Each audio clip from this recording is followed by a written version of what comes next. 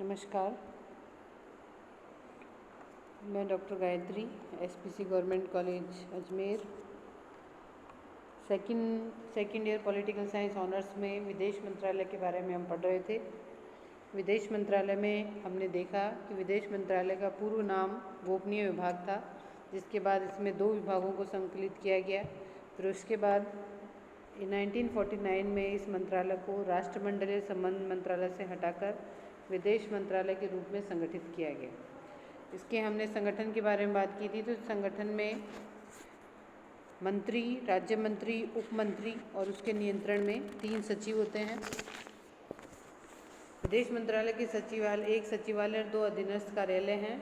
विदेश मंत्रालय अलग अलग 16 विशिष्ट प्रभागों में बटा हुआ है, डिवीजन्स हैं इसके, और जिनके नाम मैंने आपको बता दिया था कि प्रादेशिक भागों में इसको बांटा गया है।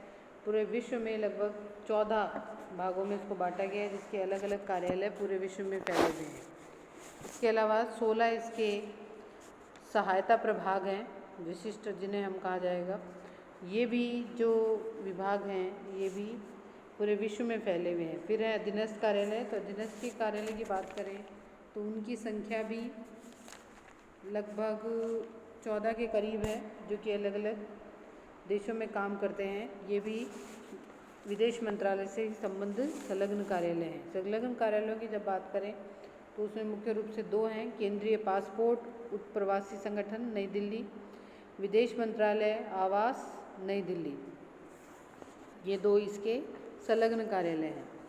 फिर अगर हम इसके कार्यों के बारे में आए, क्योंकि कई बार ये प्रश्न आ जाता है कि विदेश मंत्रालय के संगठन और कार्यों के बारे में बताइए। तो आपके कार्यों के बारे में अगर आपसे पूछा जाता है तो सबसे पहला काम है विदेशी राष्ट्रों तथा राष्ट्रमंडल के देशों में भारत से संबंधों का निर्वहन करता है। भारत स्थित विदेशी राजनयिक वाणिज्यिक दूतावास के अधिकारियों एवं संयुक्त राष्ट्र संघ के अधिकारियों एवं उसके विशेष अभिकरणों को प्रभावित करने वाले सभी विषयों पर विचार करता है। पारपत्र तथा यानी पासपोर्ट और वीज़ा से संबंधित सभी कार्यों का संचालन करता है। दूसरे राज्यों और राष्ट्रमंडल के देशों के अपराधियों का भारत में प्रत्यर्पण करना और विदेशों से अपने अपराधियों का प्रत्यर्पण करवाना, ये भी कार्य विदेश मंत्रालय द्वारा ही करा जाता है। आपने कई बार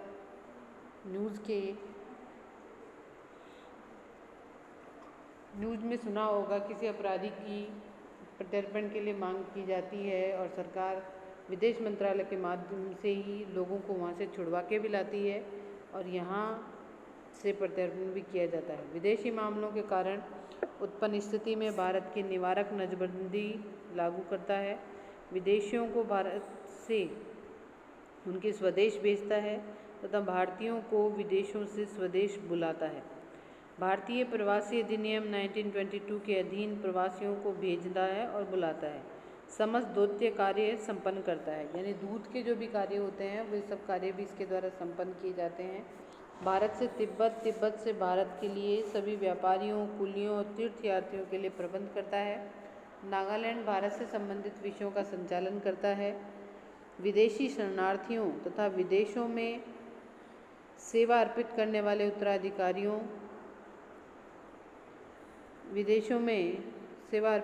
उत्तराधिकारियों को पेंशन देता है। विदेशी आगंतुकों, राजनयिकों तथा वाणिज्यिक दूतावास के प्रतिनिधियों के स्वागत आदि का औपचारिक कार्य संपन्न करता है। फिर हम आते हैं पांडिचेरी, गोवा, दमन द्वीप, उन विषयों का संचालन करता है जो फ्रांस और पुर्तगाल से संबंधित हैं। भूटान जैसे राज्यों के साथ संबंधों का निर्वहन करता है। सीमावर्ती क्षेत्रों में विकास कार्यक्रम चलाता है। संयुक्त राष्ट्र संघ के विशिष्ट अभिकरणों तथा अन्य अंतर्राष्ट्रीय सम्मेलनों में भाग लेता है। भारतीय विदेश सेवा और उसकी शाखा बी का संचालन करता है। विदेशों में प्रचार करता है। विदेशों के साथ राजनीतिक संधियां, समझौते और कन्वेंशनों में शामिल होता है। भारत के बाहर स्थित तीर्थ स्थानों पर जाने में भारतीय तीर्थयात्रियों का सहयोग करता है। पाकिस्तान से और मुस्लिम्स के तथा भारत आगमन को नियमित करता है। गैर मुस्लिमों के भारत आगमन को नियमित करता है। भारत और पाकिस्तान में अल्पसंख्यक वर्गों के अधिकारों की रक्षा करता है। युद्ध प्रारंभ करना तथा युद्ध विराम करने के संबंध में सूचनाएं जारी करता है। जल, थल, वायु पर अंतर्राष्ट्रीय कानून के उल्लंघन तथा महानगरों पर की जाने वाली डकैती और अपराधों के संबंध में आवश्यक कार्रवाई करता है।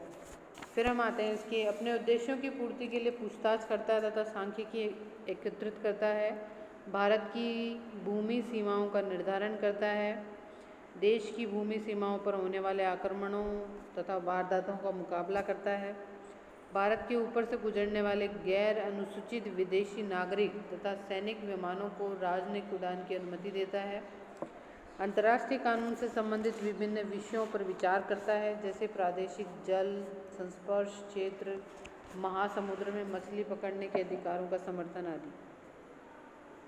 उक्त सभी कार्यों के संपादन के लिए विदेश मंत्रालय उत्तरदायी है। इस प्रकार निष्कर्षतः हम ये कह सकते हैं कि निष्कर्ष में हम ये कह सकते हैं कि विदेश मंत्रालय के संगठन और कार्य का अध्ययन यह बताता है कि विदेशों से संबंधित भारत सरकार के जितने भी विषय और कार्य हैं उनका नियमित निर्वहन इसी मंत्रालय द्वारा किया जाता है। संसार के अन्य देशों से शत्रुता, मित्रता अथवा तटस्थता के संबंध स्थापित करने के लिए निर्णय भी इसी मंत्रालय के लिए जाते हैं। इसके दूतावास को विदेशों में भारत की ऐसी आंखों और कानों की संज्ञा दी जाती है जो दूसरे देशों के संबंध में भारत सरकार को समय समय पर आवश्यक सूचनाएं देते रहते हैं। इन्हीं सूचनाओं के आधार पर भारत सरकार उन देशों से अपने संबंधों में आवश्यक परिवर्तन करती रहती है।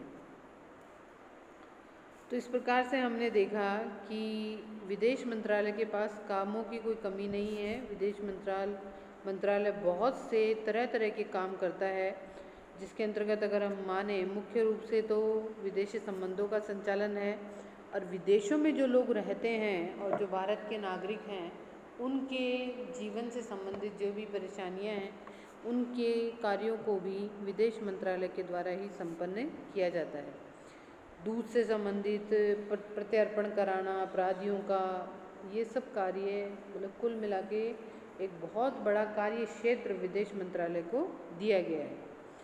तो हमने इस विषय में जो हमने पढ़ा है, तो जो ये प्रश्न जो हमारे पास इसके बनते हैं उन प्रश्नों में मुख्य रूप से जो प्रश्न बनते हैं उनमें विदेश मंत्रालय का संगठन और उसके कार्यों की वर्णन कीजिए।